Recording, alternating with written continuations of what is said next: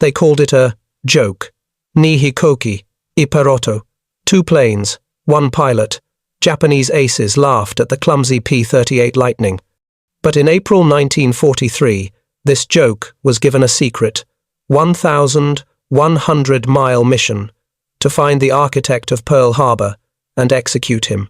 April 14th, 1943, 15,000 feet above Rabaul, New Guinea. The air is thin and crystal clear, but inside the cockpit of his Mitsubishi, a 6M0 warrant officer, Kenji Yanagiya, is scanning, hunting. His eyes sweep the endless, profound blue of the Pacific sky, looking for the clumsy, unmistakable silhouette that has become the butt of jokes at the squadron mess, the P-38 Lightning. To Yanagiya and his fellow battle-hardened aces, the American plane is an absurdity. Ni hikoki, iperoto, 2 planes, 1 pilot. It's a fat, overweight beast with 2 engines and 2 tails, a clumsy giant in a sky that belongs to the nimble and the quick. The Zero, by contrast, is a scalpel. It can turn on a yen, climb like a winged samurai, and dance around the heavy American fighters. When they first saw the P-38 lumbering into their airspace, they laughed. It was, in their practiced estimation, a failed experiment, a target, and 700 miles away, at Henderson Field on Guadalcanal, the American pilots of the 339th Fighter Squadron might have quietly, and with great frustration, agreed. The P-38 Lightning was not having a good war. This was supposed to be Clarence Kelly Johnson's masterpiece, a revolutionary design from Lockheed's Skunk Works that had ripped up the rulebook.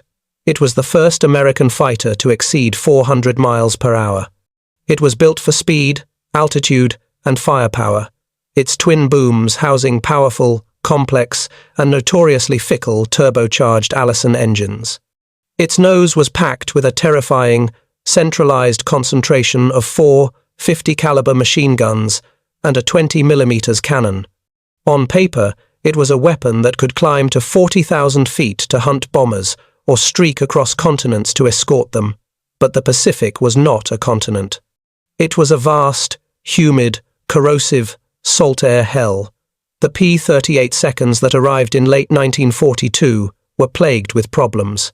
Their complex turbocharged engines, designed for the cold, thin air of the upper atmosphere, boiled over in the low-altitude scrambles over the Solomon Islands.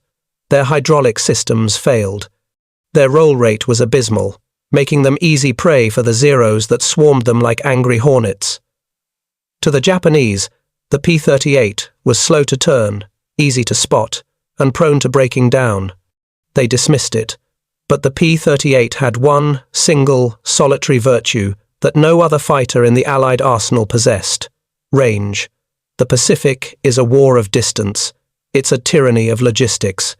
A standard P-40 Warhawk or an F-4F Wildcat could barely fly 300 miles out, fight, and return. Rabaul, the fortress of the Japanese Navy and Air Force in the South Pacific, was a 600-mile one-way trip from the nearest major Allied base at Guadalcanal. It was a hornet's nest, defended by hundreds of veteran Zero pilots. It was, for all intents and purposes, untouchable. This is what the war had become, a brutal island-hopping slog, with the strategic brain of the entire Japanese war effort safe and secure in his Rabaul bastion. That brain belonged to one man, Admiral Isoroku Yamamoto. He wasn't an ace in the traditional sense. He didn't fly a fighter. He commanded the entire combined fleet. He was the man who had conceived the impossible, the attack on Pearl Harbor. He was a strategic genius, a relentless gambler, and revered by his men as a living god. To the Japanese, he was their Nelson, their Napoleon of the seas, and he was personally directing the defense of the Solomons, planning an inspection tour to boost the morale of his frontline troops. He felt untouchable because, frankly, he was. No American plane could fly the 1,200-mile round trip to his location and fight. The fat P-38. The two-planed joke. It was sitting on the perforated steel plank runways of Guadalcanal, its pilots cursing its reliability, its mechanics struggling to keep its complex engines running in the tropical heat. It was seen as a failure, a disappointment.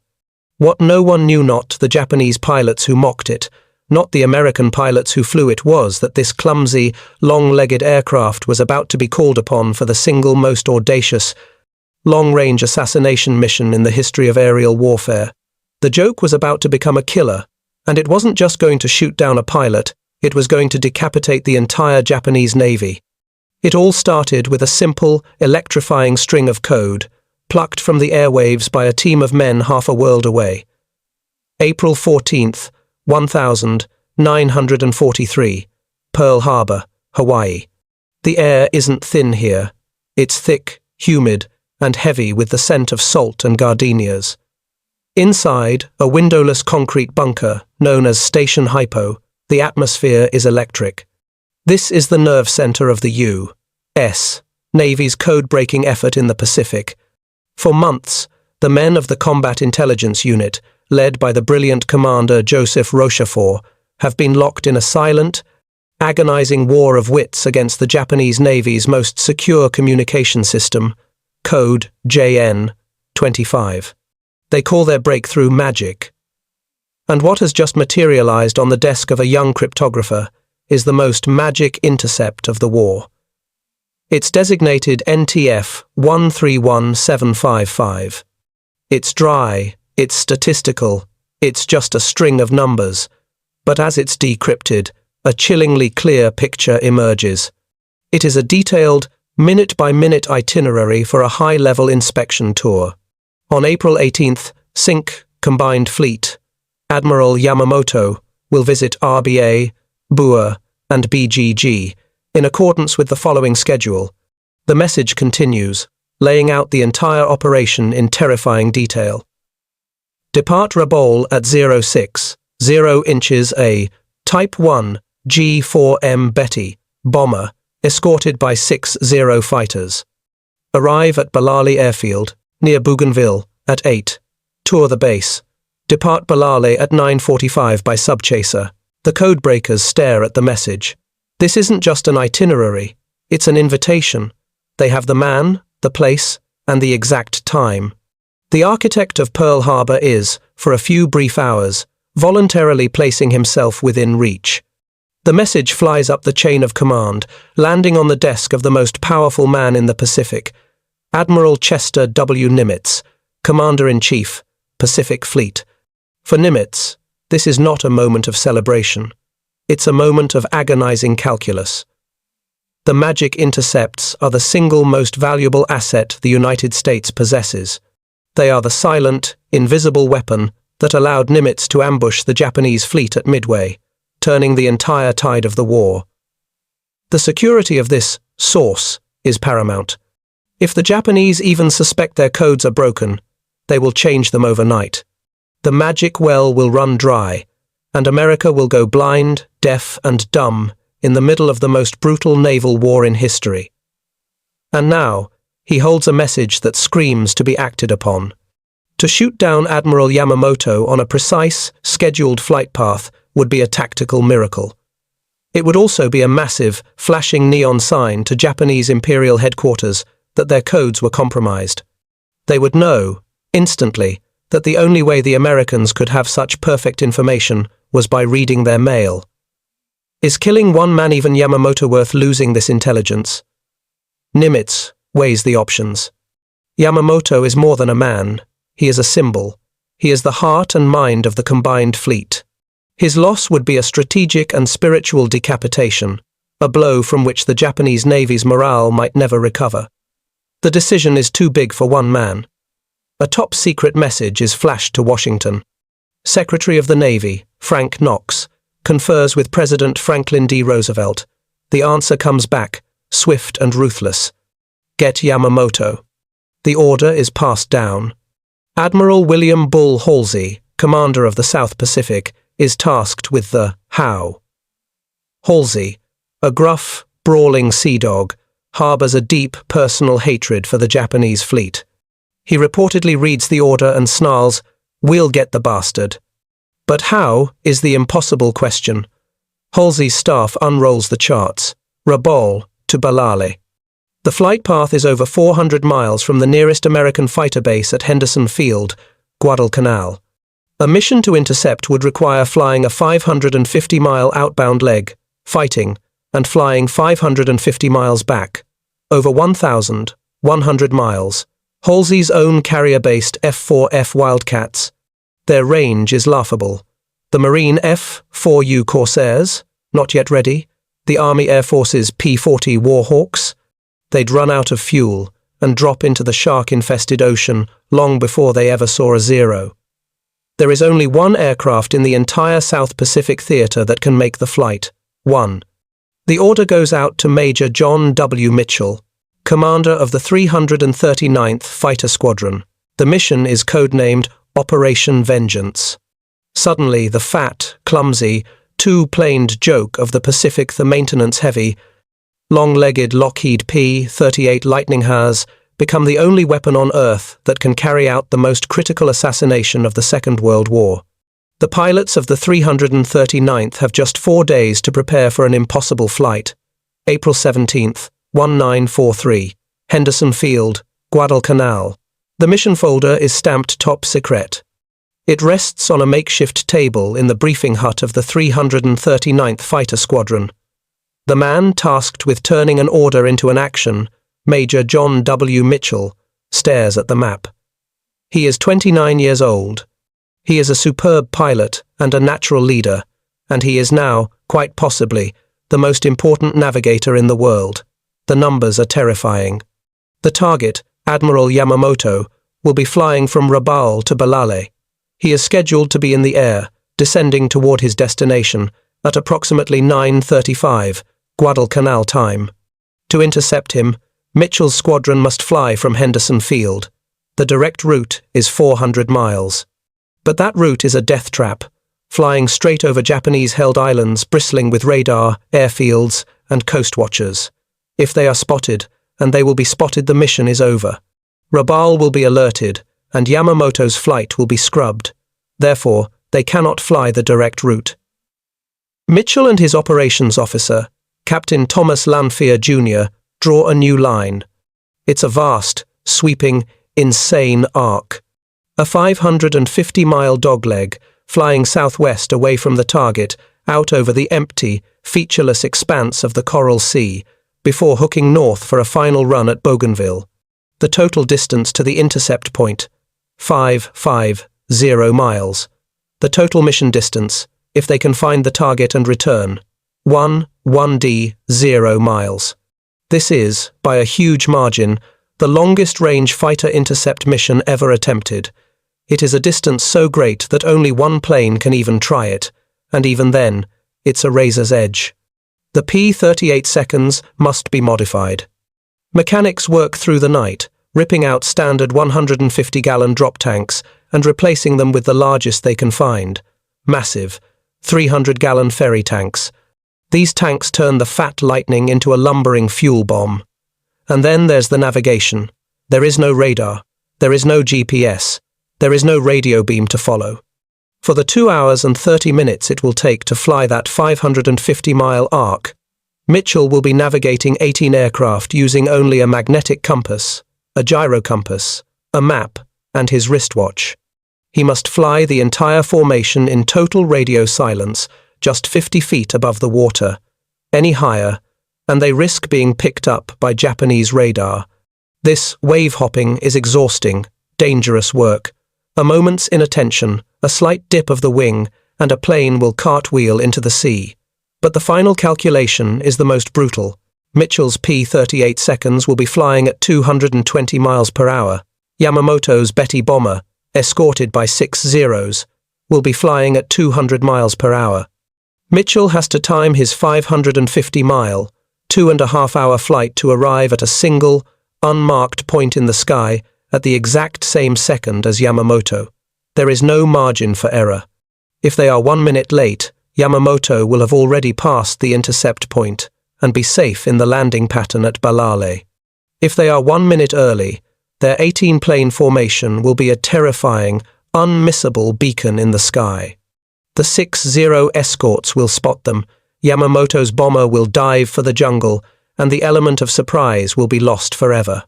The mission is so secret, the magic source so vital, that the pilots are initially told nothing. But Mitchell, realizing the stakes, knows he cannot ask his men to fly to the ragged edge of their lives without understanding why. He gathers his 18 chosen pilots. He breaks the news.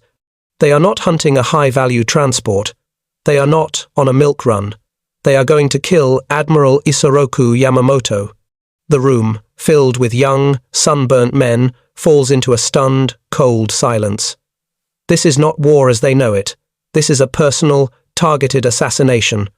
The plan is set. Mitchell will lead the cover flight of 1-4 Lightnings. Their job is to fly high and engage the 6 escorting Zeros, tying them up, keeping them off the kill flight. That kill, Flight 4 designated shooters, will be led by Captain Thomas Lanphier Jr. and his wingman, First Lieutenant Rex T. Barber. Their job, and their job alone, is to find the 2 Betty bombers, Yamamoto and his Chief of Staff, Admiral Ugaki, and fly them into the ground. As the sun sets on April 17th, the P-38 seconds are fueled, armed, and ready.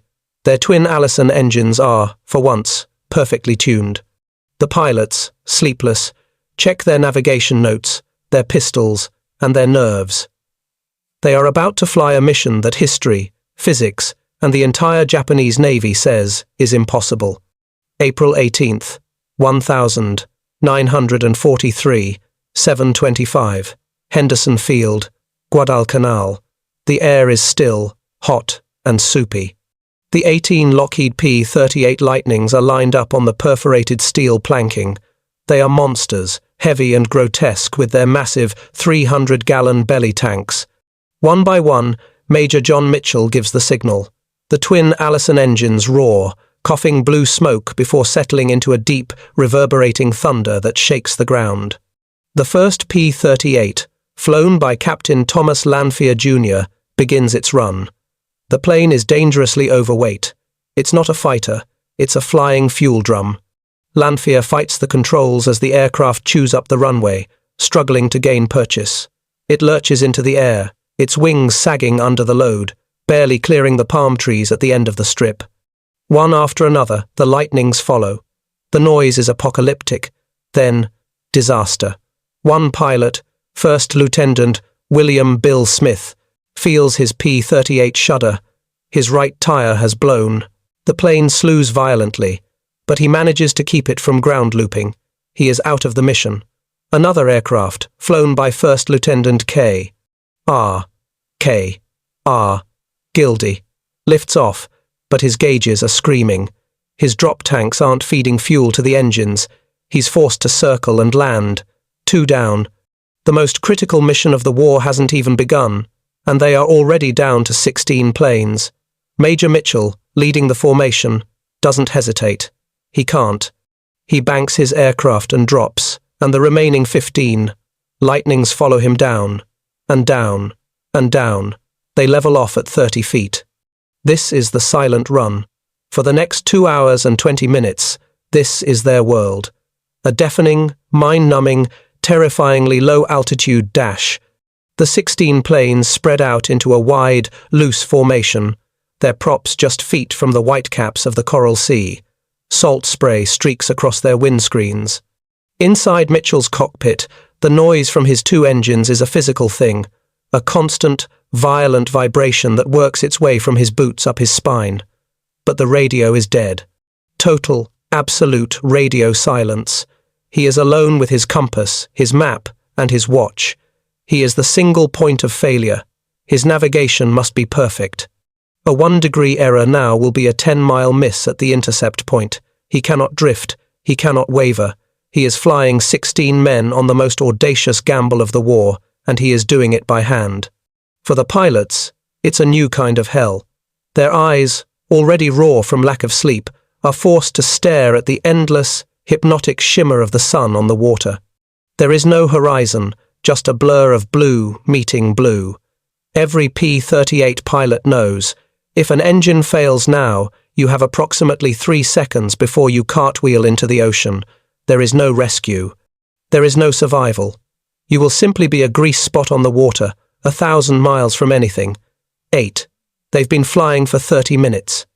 Mitchell makes a slight, pre-planned course correction. 15 other planes mirror him perfectly, like a flock of great, silver birds. 9. They are deep in enemy territory. The air is tense. Every pilot's head is on a swivel, scanning the sky above for Japanese patrols, while simultaneously trying not to fly into the ocean below. Their hands are cramping on the control sticks. Sweat soaks through their flight suits. 9:30. This is the moment. They have been in the air for over 2 hours. According to Mitchell's calculations, they are precisely at the point where they must turn. Climb. The first word spoken on the radio in 2 hours. Mitchell pulls back on his yoke.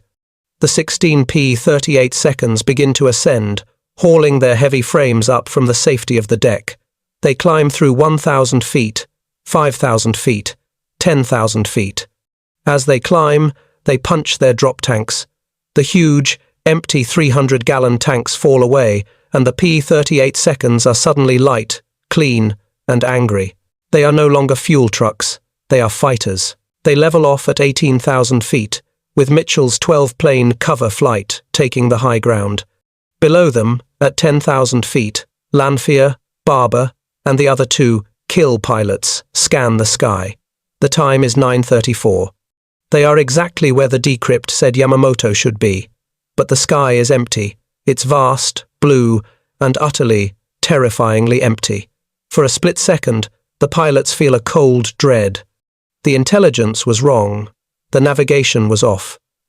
They flew 550 miles for nothing. And then, a voice on the radio, sharp with adrenaline.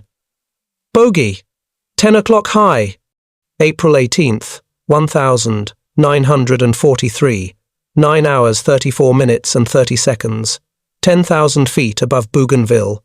Major John Mitchell's head snaps to the left. There, against the hazy green of the island below, just beginning their descent, are 8 unmistakable silhouettes. It's exactly as magic had predicted. 2 G-4M Betty bombers, painted in a standard green camouflage, flying in a neat V formation. And swarming protectively above them, 6 sleek, white Mitsubishi, A6M0 fighters. For a heartbeat, the 2 formations just hang in the sky, 2 sets of predators suddenly aware of each other. Inside the lead Betty bomber, Admiral Isoroku Yamamoto sits in the cockpit, just behind the pilot. He is not strapped in. He is holding his katana, his officer's sword, cradled in his lap. He has likely just checked his wristwatch, noting they are perfectly on schedule for their 10 arrival at Balale. The last thing on his mind, or anyone else's, is an American fighter. Not here. Not this deep. It is impossible. On the radio, John Mitchell's voice is cold, hard, and clipped. Engage. Cover. Take the zeros. Kill flight. Get the bombers. The sky explodes. Mitchell's 12-plane cover flight shoves their throttles to the firewall.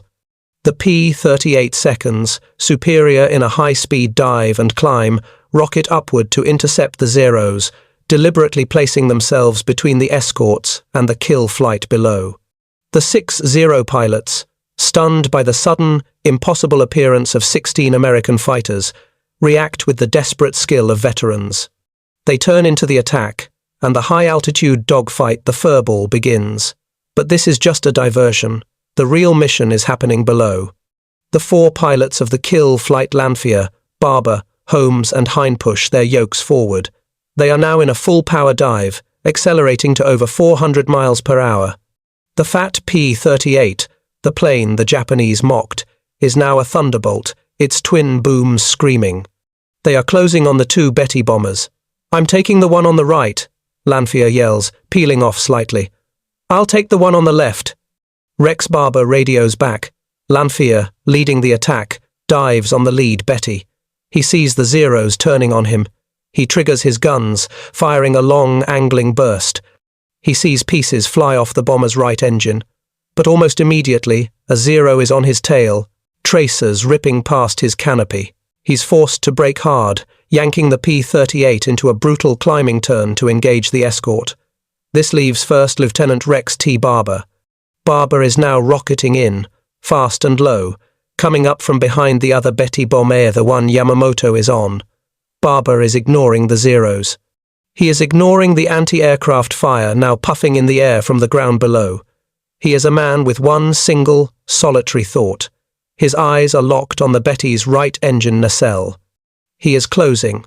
500 yards. 400 yards. The Japanese rear gunner opens up, 20mm cannon shells streaming past Barber's windscreen. Barber doesn't flinch. He holds the trigger down. The P-38's nose erupts. The unique, concentrated firepower of 4 50-caliber machine guns and 120mm. Canona buzzsaw of lead and high-explosive shells converges on a single point. The Betty's right engine disintegrates. A massive sheet of orange flame and black smoke erupts, trailing behind the plane. Barber keeps firing, walking his stream of tracers across the wing route and into the fuselage.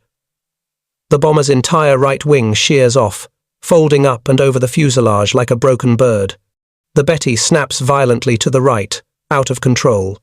It tips over, nose down, and begins a sickening, vertical plunge.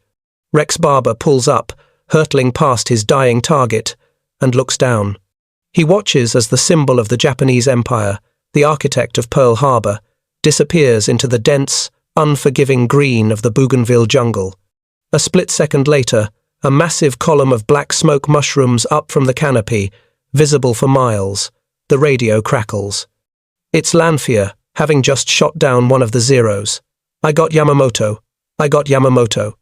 And then Rex Barber's voice, calm, flat, and definitive. "I've got one too. He's going into the jungle." A third pilot, First Lieutenant Besby Holmes, damages the second Betty carrying Yamamoto's chief of staff, Admiral Ugaki. It streams smoke and crash lands into the sea. The entire ambush, from bogey to splash, has taken less than 90 seconds. April 18th, 1943. 9:37.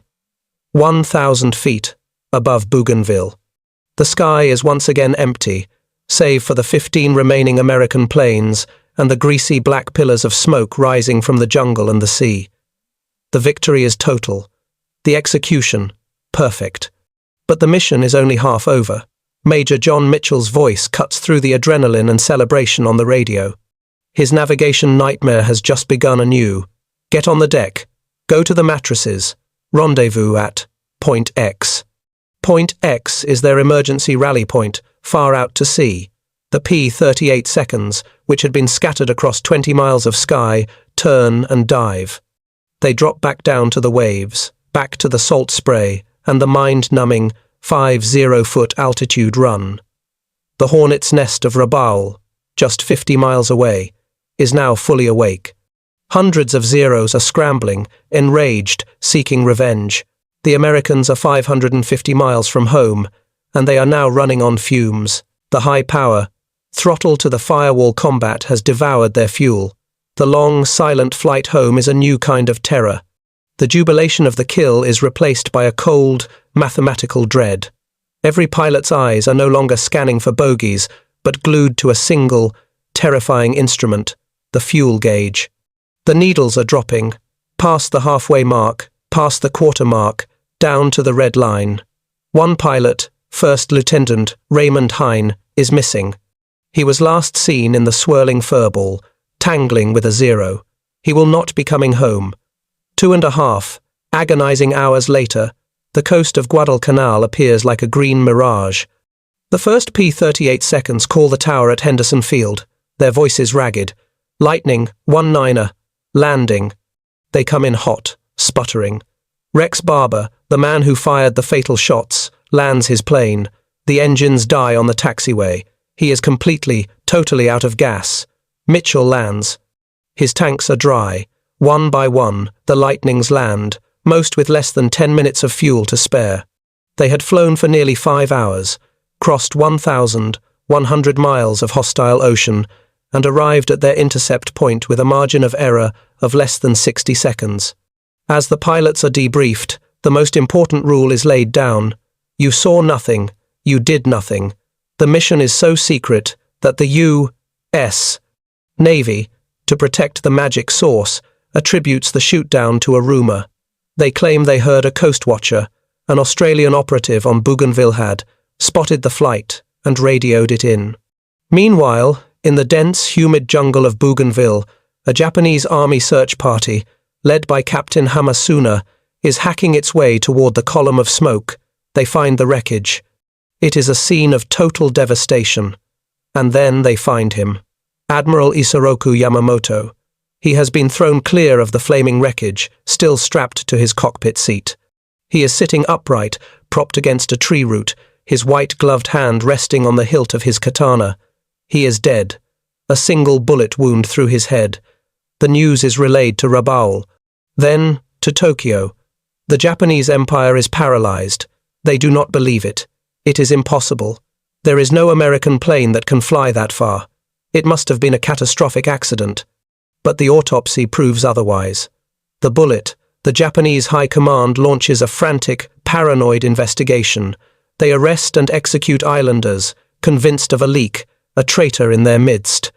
It never once occurs to them that their most sacred naval code, JN-25, is being read by the Americans like a morning newspaper. Magic is safe. The news of Yamamoto's death is withheld from the Japanese public for a full month.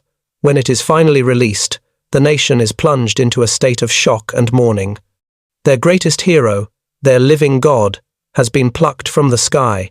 The blow to national and naval morale is a wound from which they will never recover. And back at Henderson Field, the pilots of the 339th are celebrated as heroes, but they are sworn to secrecy. The controversy over who exactly fired the killing shot Lanphier or Barber will rage for decades. But one thing is certain. The Japanese pilots at Rabaul, the men who had mocked the clumsy, two-planed American machine, are no longer laughing. The fat P-38 Lightning, the failed experiment, has just proven itself to be the longest-legged, most surgically precise killing machine in the sky.